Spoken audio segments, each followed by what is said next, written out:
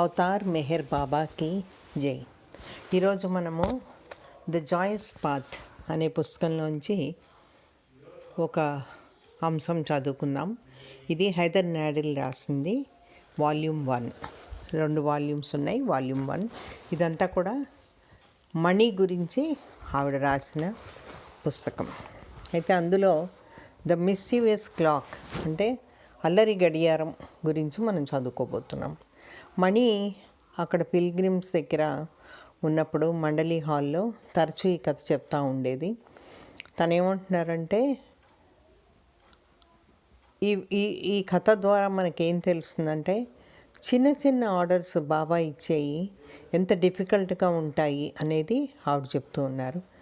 పెద్ద ఆర్డర్స్ ఏమన్నారంటే ఆవిడ, మనం ఛాలెంజ్ కింద తీసుకుంటాం, కానీ ఏది కూడా బాబాకి టూ బిగ్ కాదు, చాలా పెద్దవి కాదు. అది చిన్నదైనా సరే important. It's little orders that are very difficult.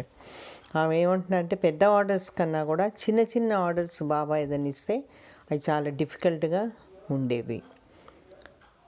The big order, she said, you accept as a challenge. Why? For Baba nothing is too big, but it's his little orders that are very difficult అని చెప్తూ ఆవిడ ఏమంటున్నారంటే, మేమందరం కూడా blue bus స్టోర్స్లో దగ్గర ఉన్నాము. కొన్ని రోజులు అక్కడ ఉండిపోవాల్సి వచ్చింది. ఈ రిచ్ ఫ్యామిలీ, వాళ్ళ మదరు, వాళ్ళ ఆంట్ గులామసి, వాళ్ళ సిస్టర్స్, బేబీ బ్రదర్ మెహర్వాన్ కూడా మాతో పాటు ఉన్నారు అని చెప్తున్నారు. అయితే సోనామాసి, ఖుర్షద్స్ మదర్, మెహరాబాద్ హిల్ మీద వాళ్ళతో పాటు 1930లో వాటిలో ఉండేవాళ్ళు. ఆవిడ కూడా వీళ్ళతో పాటు ఉంది. టూర్లో ఆవిడ డ్యూటీ ఏంటంటే, గేట్ దగ్గర ఉండి ఎవరు లోపలికి వస్తున్నా పోతున్నా కూడా వాళ్ళని వాచ్ చేయడం, వీళ్ళు ఎక్కడ ఉన్నా కూడా. తను అలా వాచ్ చేయాల్సి వచ్చేది కాబట్టి టైం ఒకటి చూసుకోవాల్సి వచ్చేది. సో ఆవిడకి కాన్స్టెంట్ కంపానియన్, తనతో నిత్య సహచరుడుగా తనతో ఉన్నది కిచెన్ అలారం క్లాక్. అది ఆవిడకి చాలా ముఖ్యము, ఎందుకంటే టైం సరి చూసుకోవాల్సి వచ్చేది. ఒకరోజు బాబా అన్నారట, నేను సెక్లూజన్లోకి వెళ్తున్నాను, ఎవ్రీ మార్నింగ్ 2 hours నేను సెక్లూజన్లో ఉంటాను. అయితే చాలా ఇంపార్టెంట్ వర్క్ చేస్తుంటాను, అతి ముఖ్యమైన పని, అందుకని మీరందరూ కూడా నాకు హెల్ప్ చేయాలి. వాళ్ళు అనుకున్నారంట, బాబాకి హెల్ప్ చేయకుండా మనం యూనివర్సల్ వర్క్లో మనం ఎందుకుంటాము, తప్పకుండా బాబాకి హెల్ప్ చేస్తామని వాళ్ళు అనుకుంటారు. అప్పుడు బాబా అన్నారంట, నాకు ఏ విధంగా మీరందరూ సహాయం చేస్తారు అంటే, మీరు చాలా సైలెంట్గా ఉండాలి, అదే నాకు మీరు చేయగలిగినటువంటి సహాయం అని చెప్తారు. మాట్లాడొద్దు ఎవరు, అయితే చిన్న శబ్దం కూడా చేయకూడదు, మీ పని మీరు చేసుకోండి, కానీ నెమ్మదిగా చేసుకోండి, ఒక సౌండ్ రాకుండా మీరు చేసుకోండి. సెక్లూజన్ మార్నింగ్ అవర్స్లో ఉండేది కాబట్టి వీళ్ళకి ఇంటి పనులు మార్నింగ్వి ఉంటూ ఉండేవి, ఆ ఫుల్ స్వింగ్లో నడుస్తూ ఉండేది. కుకింగ్, వాషింగ్ క్లోత్స్, తర్వాత క్లీనింగ్, తర్వాత బకెట్లు నింపడాలు, నీళ్ళతోటి డిషెస్ కడగడాలు, ఇవన్నీ ఉండేవి. అయితే వీళ్ళందరూ ఒప్పుకున్నారు. అయితే బాబా ఏమన్నారంటే, నేను చేతులు చప్పట్లు కొట్టినప్పుడు నా వర్క్ అయిపోయిందని అర్థము అని బయటకు వచ్చేవాళ్ళు. వీళ్ళందరూ పనులు వీళ్ళు చేసుకుంటూ ఉండేవాళ్ళు, మాట్లాడుకుంటూ ఉండేవాళ్ళు. ఏదైనా మాట్లాడుకునే ఉంటే మాట్లాడుకోవడము, ఇవన్నీ కూడా అప్పుడు ఆయన చేతులు చప్పట్లు కొట్టిన తర్వాత బాబా చేసేవాడు. అయితే ఇంతమంది ఆడవాళ్ళు ఉన్నారు కాబట్టి ఇంటి పనుల్లో ఉండడము, ఎర్లీ మార్నింగ్ మేకింగ్ నాయిస్ లేకుండా ఉండడము, అది చాలా కష్టతరం అయిపోయింది. అది నాట్ ఎ జోక్. అది అంటే ఎర్లీ మార్నింగ్ ఇంట్లో ఉంటూనే పనులు ఏం చేయకుండా అలా క్వైట్గా ఉండాలంటే కష్టం. కానీ వీళ్ళందరూ కూడా నిర్ణయించుకున్నారు గట్టిగా, ఎందుకంటే బాబా సెక్లూజన్ మొదలవుతుంది. అందరు కూడా ట్రై చేశారు. అయితే అనుకోకుండా జరిగే కొన్ని విషయాలు ఉంటాయి కదా, అదేంటంటే ఏదో ఒకటి చేతిలోంచి పడిపోవడం, కిచెన్లో నేల మీద పడిపోయి శబ్దం రావడము, అంత నిదానంగా ఉన్నప్పుడు సౌండ్ ఇంకా ఎక్కువగా వినబడుతుంది కదా, అట్లా చాలా ఎక్కువగా వినబడేది. ఆ కిటికీ రెక్కలు కొట్టుకునేవి కిటికీకి. తర్వాత డోర్ ఏదో విధంగా అట్లా బ్యాంగ్ మన శబ్దం వచ్చినట్టు కొట్టుకునేది గాలికి. అయితే అందరు కూడా కంపల్సరీ తప్పకుండా దానికి గొళ్ళాలు పెట్టాము, గడలు పెట్టామని చూసుకునేవాళ్ళు. లేదా బకెట్ నీళ్లు మొత్తము పడిపోయేది, అది పడిపోయి ఆ బకెట్ శబ్దం వచ్చేది. అయితే ఆ పడిపోగానే మర్చిపోయి వీళ్ళు నిదానంగా ఉండడం మర్చిపోయి టక్మని వీళ్ళు ఇంకొకళ్ళని పిలిచేవాళ్ళు. బాబా అన్నారంట, హోప్లెస్ మీరందరూ కూడా, ఒక చిన్న ఆర్డర్ ఇస్తే నేను చేయలేరా, మీరు అందరు ఇక్కడ కూర్చోండి అని. వాళ్ళందరూ అక్కడ కూర్చున్నారు. అప్పుడు వీళ్ళు ఏమనగలరు, ఇంకేమనలేరు. అప్పుడు బాబా అన్నారంట, ఆల్ రైట్, ఒక సొల్యూషన్ నేను చెప్తాను, దీనికి ఒక పరిష్కారం చెప్తాను. మీరేం చేస్తారంటే అందరూ ఒక దగ్గర కూర్చోవాలి, ఒక ప్లేస్లో, ఓ రూమ్లో, అస్సలు కదలకూడదు అండ్ ఏం వర్క్ చేయకూడదు.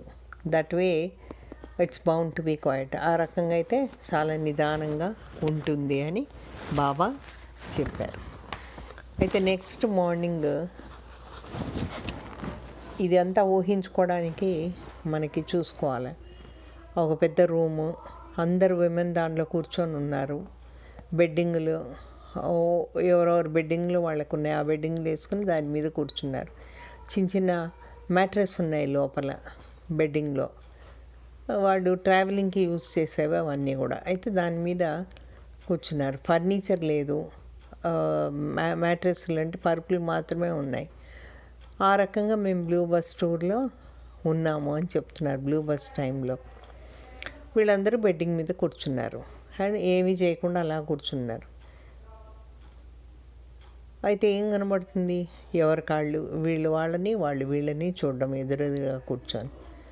కొంతసేపు అయిన తర్వాత మాట్లాడడం మొదలుపెట్టారు, కానీ సౌండ్ లేకుండా జెస్చర్స్ చేస్తూ ఉన్నారన్నమాట. అంటే సౌంజ్ఞలు చేస్తూ ఉన్నారు, ఐబ్రోస్ తోటి, కళ్ళతోటి కనుబొమ్మలు ఎత్తి సౌంజ్ఞ చేయడం, ఇలాంటివన్నీ చేస్తున్నారు. అయితే ఆ కనుబొమ్మలు పైకెత్తి ఎన్నో మాట్లాడొచ్చు మనం అని చెప్తున్నారు ఆవిడ ఇక్కడ. ఒకరోజు 2 రోజులైంది, అందరం హ్యాపీగా ఉన్నాం. ఒక చిన్న డైవర్షన్ వచ్చింది. సోనామాసి కిచెన్ అలారం ఉంది కదా, అది ట్రబుల్ ఇస్తూ ఉంది ఆవిడకి. ఆవిడ దాన్ని ఎంత జాగ్రత్తగా చూసేవాళ్ళంటే, ఒక సాక్స్ పాతది ఉంటే దానికి అలా కప్పి ఉంచేవాళ్ళు, దానిలో దూర్చేవాళ్ళు అనమాట. అది కోల్డ్ అయిపోయి అది పనికి రాకుండా పోకుండా దానికి ఒక చల్లదనాన్ని నుంచి వెచ్చదనం కోసం ఒక సాక్స్ని దానికి తొడిగేవాడు. అయినా కూడా క్లాక్ అది పని చేయలేదు, అది బ్రోక్ డౌన్. మణి మాసి చాలా ట్రై చేసింది దాన్ని బాగు చేయడానికి. అయితే ఆవిడ అసహనంగా అయిపోతుంది, అది పనిచేయట్లేదని. ఈరోజు ఆంటీ గులామాసి ఏం చేశారంటే, చాలా సెన్సిబుల్ పర్సన్. అయితే ఆవిడ చాలా కామ్గా ఉండి మంచి అడ్వైజులు ఇస్తూ ఉండేది డిఫికల్టీస్లో ఉన్నప్పుడు. ఆమెకి చిన్న చిన్న పనులు చేయడం కూడా వచ్చు, చిన్న జాబ్స్, ఏమైనా రిపేర్ వర్క్లు అలాంటివని చెప్తున్నారు. ఒకరోజు సోనామాసి గులామాసిని అడిగిందంటే, please look at the clock అని అడిగింది. గులామాసి అన్నారంటే, yes in a little while, but other things had come up all that day. వేరే పనులన్నీ వచ్చినాయి. అప్పుడు గులామాసి ఏంటంటే, చూస్తాను నేను, నాకు వేరే పనులు వచ్చినాయని ఆవిడ చూస్తానని చెప్పింది. సో చాలా టైం క్వైట్గా ఉంది, అందరు కూడా బెడ్డింగ్ రోల్స్ మీద కూర్చున్నారు. సోనామాసి గులామాసి వైపు చూసి జెస్చర్ చేసిందంట, వాట్ అబౌట్ ద క్లాక్ని ఎప్పుడు చూస్తామని. గులామాసి రిప్లై ఇచ్చారు సైలెంట్గా, good, why don't you pass it around to me, నాకెందుకు పంపించకూడదు ఆ గడియారాన్ని అని. నేను దాన్ని చూస్తాను అని చెప్పింది. సో మ్యాట్రెస్ నుంచి మ్యాట్రెస్ వరకు ఒక మనిషి నుంచి ఒక మనిషికి ఆ క్లాక్ని పంపిస్తూ గులామాసి వరకు వచ్చే వరకు అలా ఒకళ్ళు పాస్ ఆన్ చేసుకున్నారు. గులామాసి దాన్ని డాక్టర్ లాగా చూసి, పేషెంట్ని డాక్టర్ ఎలా చూస్తాడో అలా చూసి టర్న్ చేసి ఇటువైపు అటువైపు దాన్ని తిప్పింది అన్నమాట. అయితే దాన్ని ఇంకా అటు తిప్పి ఇటు తిప్పి చూస్తూ ఉంది. మనం అంటాం కదా కెలుకుతారని, అట్లా చేసింది అనమాట. కొన్ని స్క్రూలు తీసేద్దామని ఆవిడ ప్రయత్నించింది. ఒక హెయిర్ పిన్ తీసుకొని తన కొప్పులోంచి కొన్ని స్క్రూలు తీసేసింది. అందరూ వాచ్ చేస్తున్నారు. రూమ్లో ఉన్నారు కదా, చాలా నిశ్శబ్దంగా ఉన్నారు, ఏమీ చేయడానికి లేదు. అందుకనే ఆవిడ చేతులనే వీళ్ళు గమనిస్తున్నారు, వేరే పని ఏం లేకపోగా. ఇంకా వేరే చూడ్డానికి కూడా వీళ్ళకి ఏమీ లేదు అక్కడ. అందుకని ఈవిడ చేసే పనులన్నీ కూడా గమనిస్తున్నారు. అందరు కూడా ఆమె ఏం చేస్తుందా అని వాచ్ చేస్తున్నారు. స్క్రూలు కొన్ని తీసేసింది ఆమె. క్లాక్ లోపల ఆ పిన్నులు పెట్టి కెలుకుతూ ఉంది. ఏమో టచ్ చేస్తుందో ఆవిడ తెలియదు, కానీ మనం గ్రహించే లోపల ఒక ఫైర్ అలారం వచ్చినట్టుగా పెద్ద అలారం వచ్చింది. It was a clock alarm. Clock నుంచి వచ్చినటువంటి అలారం చాలా సౌండ్ తోటి వచ్చింది, చాలా స్ట్రాంగ్ ఉంది. అయితే ఇక్కడ మనము చిన్న శబ్దం కూడా చేయడానికి వీల్లేదు.